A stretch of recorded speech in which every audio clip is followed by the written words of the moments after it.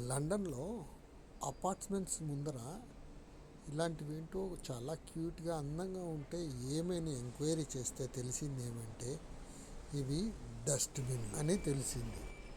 ఈ అపార్ట్మెంట్‌లో ఉన్నవాళ్ళు ఈ డస్ట్‌బిన్ దగ్గరొచ్చి ఆ బ్లాక్ ఏరియాలో వాళ్ళ కార్డు పెట్టేస్తే ఆ ముందరున్న స్టీల్ డోరు ఓపెన్ అవుతుంది.